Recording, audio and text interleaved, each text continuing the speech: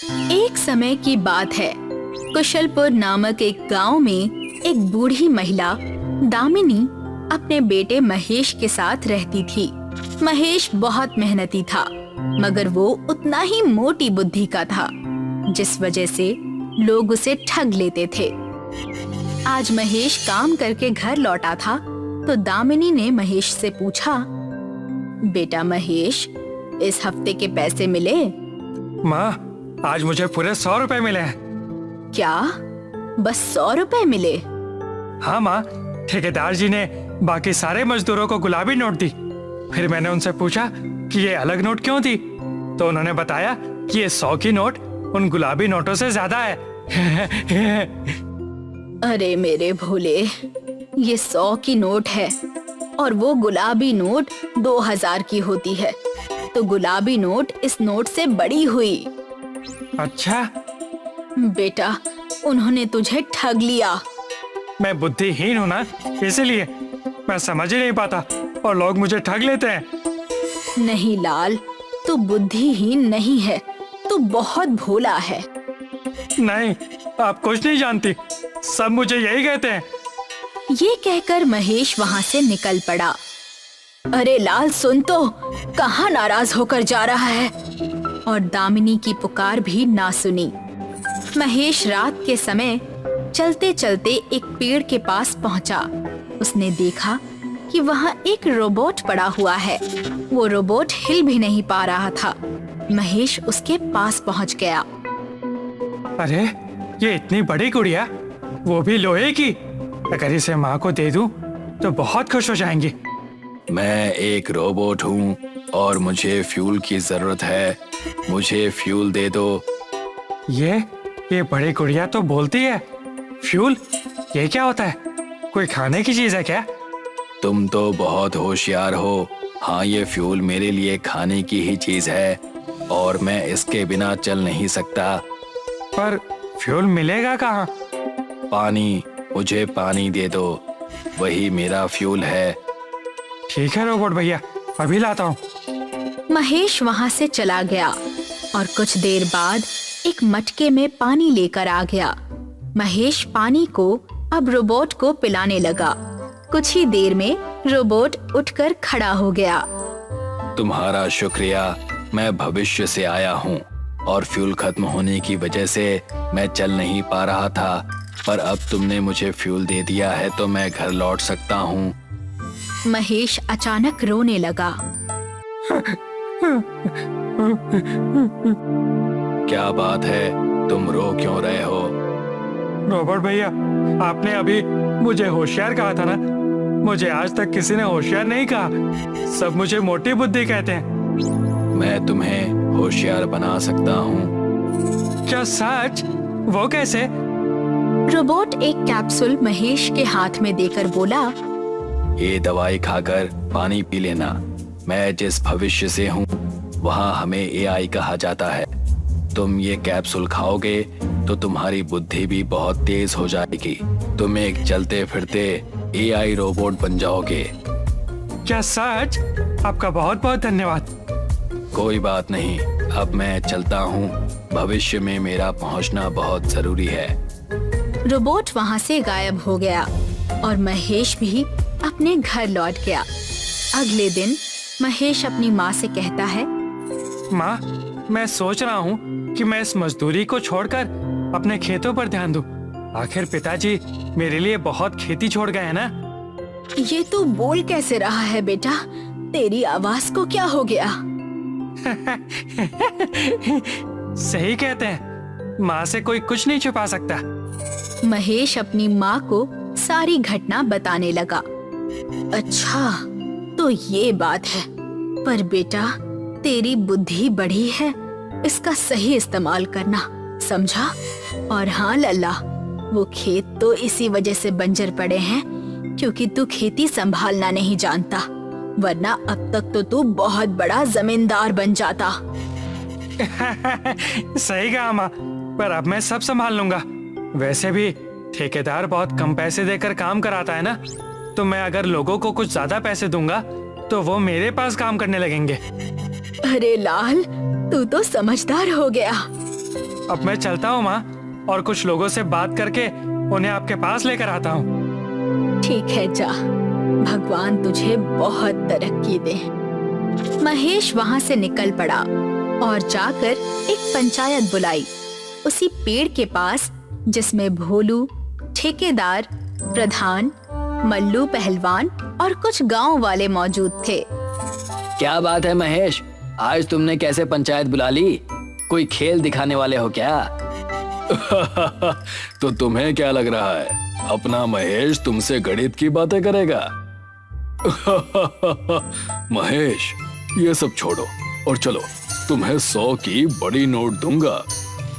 नहीं ठेकेदार जी, आप तो 100 की छोटी नोट और 2000 की बड़ी नोट अपने पास ही रखिए। मैंने आप सबको यहाँ ये बताने के लिए बुलाया है कि आप सबसे ठेकेदार जी बहुत कम पैसों में काम करा रहे हैं। अरे महेश, वो तुम्हें 100 रुपए देते हैं, हमें नहीं। भोलू, अगर वो मुझे कम पैसे देते थे तो क्या तुमने कभी मेरी तरफ से आवाज उठाई? नहीं ना? वो अरे भोलू, ये महेश तो होशियारों जैसी बातें कर रहा है। ये सब छोड़ो, मैं कोई पैसे नहीं बढ़ाने वाला। हफ्ते के 2000 देता था, उतने ही मिलेंगे।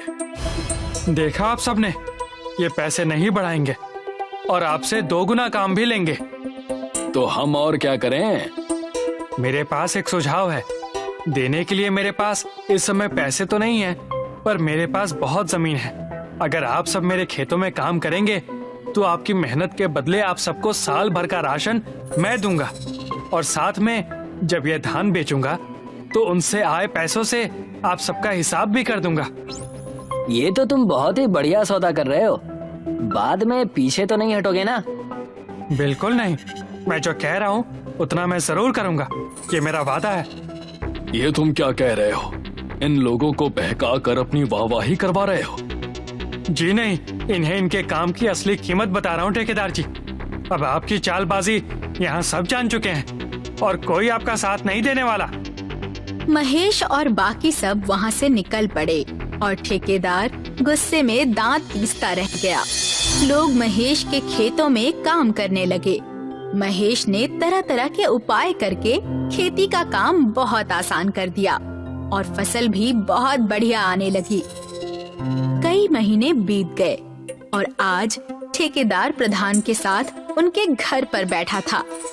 इस महेश का कुछ करना पड़ेगा। 3 महीने हो गए, लोगों ने धीरे धीरे करके मेरे पास काम करना ही बंद कर दिया है। इतनी चिंता क्यों करते हो? ठिकाने लगा दो उसे। आप जानते नहीं, लोग कहते हैं कि उससे होशियार इस गांव में कोई नहीं है। उसने खेती बहुत आसान कर दी है और लोग उसके आगे पीछे लगे रहते हैं। होशियार और मक्कार होने में बहुत फर्क है ठेकेदार जी। वो हमारी मक्कारी को नहीं समझ पाएगा। अगर हम उसे किसी जाल में फंसा दे तो। ये सही कहा आपने प्रधान जी। मैं कल ही उसे बुलाता हूँ। मेरे दिमाग में एक योजना है, उसकी बुद्धि उसी के खिलाफ इस्तेमाल करेंगे हम।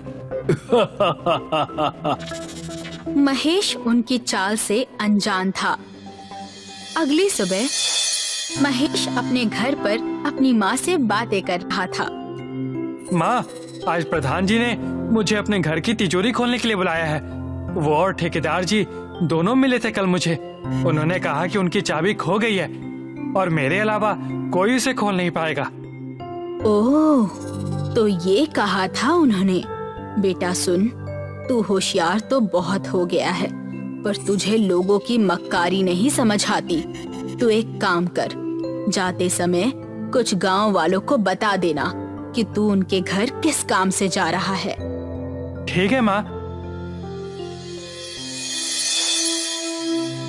महेश ने अपनी माँ के कहे अनुसार रास्ते में कुछ लोगों को बताया और प्रधान के घर पहुँचा। प्रधान और ठेकेदार तिजोरी के पास बैठे महेश का इंतजार कर रहे थे। आओ भाई महेश, आओ। हाँ प्रधान जी, क्या यही तिजोरी खोलनी है? हाँ भाई, खोल तो लोगे ना। अरे इनकी बुद्धि के चर्चे तो पूरे गांव में हैं। ये सब खोल लेंगे। आइए चलकर तब तक हम दोनों इनके नाश्ते पानी की व्यवस्था करते हैं। अच्छा ठीक है महेश, तुम ये तिजोरी खोल दो, हम आते हैं। जैसा आप कहें प्रधान जी।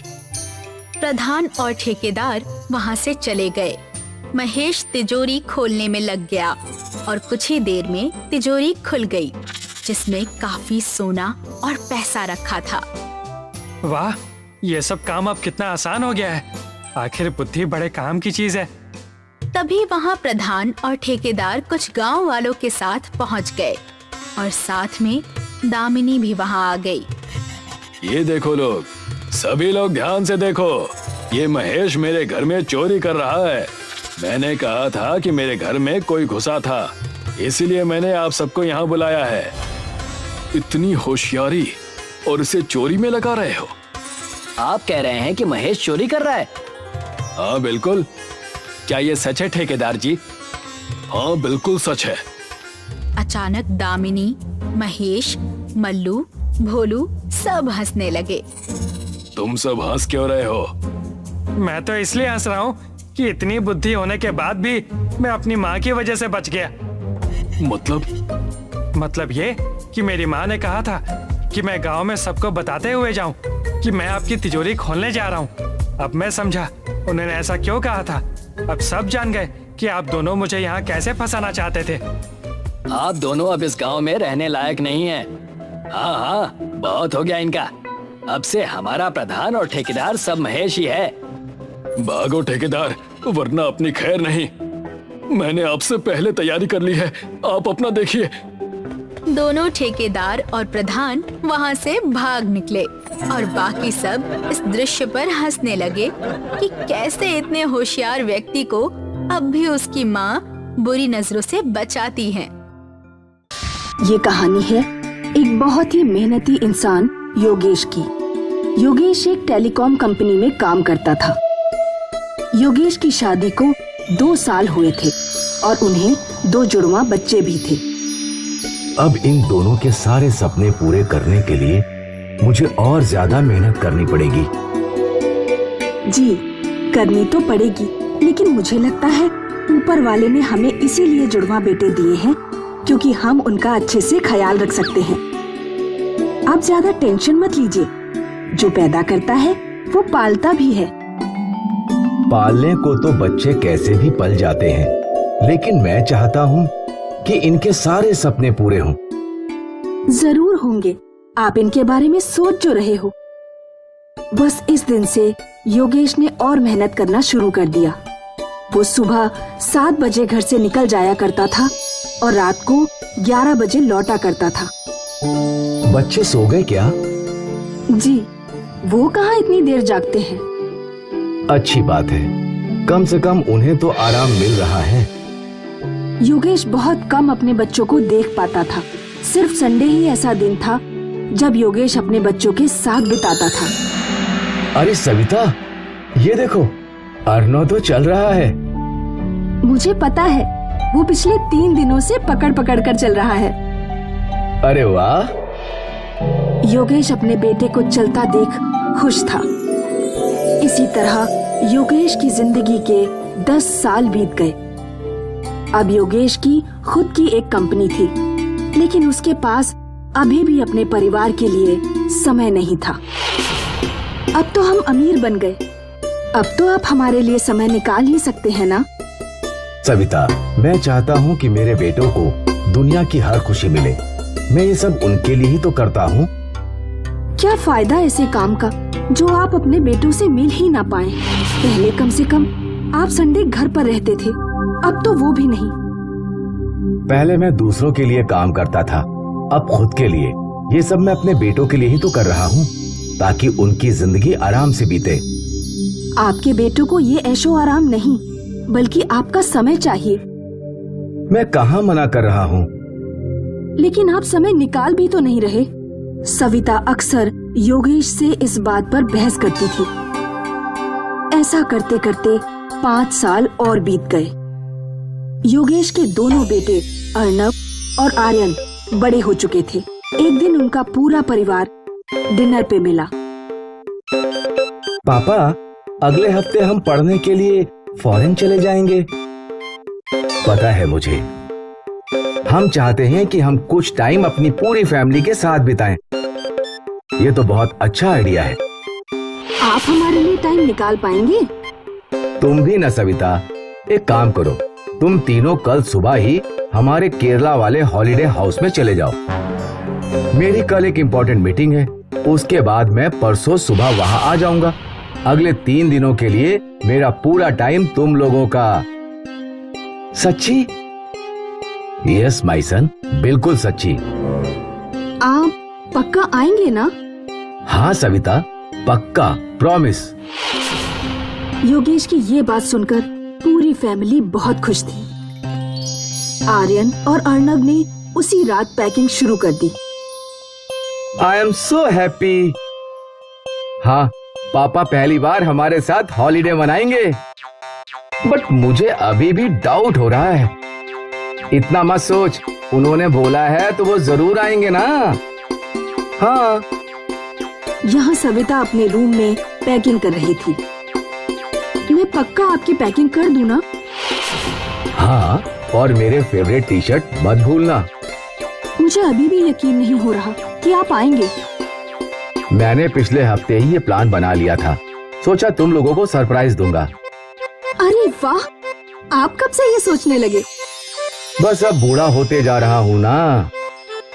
बूढ़े होंगे आपके दुश्मन। अगली सुबह सविता अपने दोनों बेटों के साथ कार में निकल गई। योगेश अपने ऑफिस गया और उसने अपना पूरा दिन का काम खत्म किया। फिर वो भी अपनी गाड़ी में हॉलिडे होम की ओर चल पड़ा। रास्ते भर वो एक्साइटेड था कि ये उसकी पहली फैमिली हॉलिडे है। अर्नो और आर्यन बहुत खुश हो जाएंगे। वैसे भी अगले 1 साल वो फॉरेन में अकेले रहेंगे।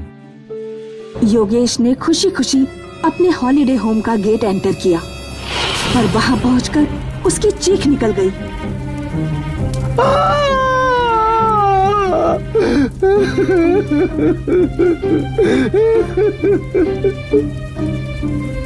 आसपास पुलिस वाले जमे थे और पूरा घर जल चुका था। सर, अभी 2 घंटे पहले ही यहाँ गैस सिलेंडर फूटा। आपकी पूरी फैमिली जल गई, कोई नहीं बचा। योगेश अपने आप को संभाल नहीं पाया। वो अपनी फैमिली को टाइम देने आया था और उसकी पूरी फैमिली ही खत्म हो गई।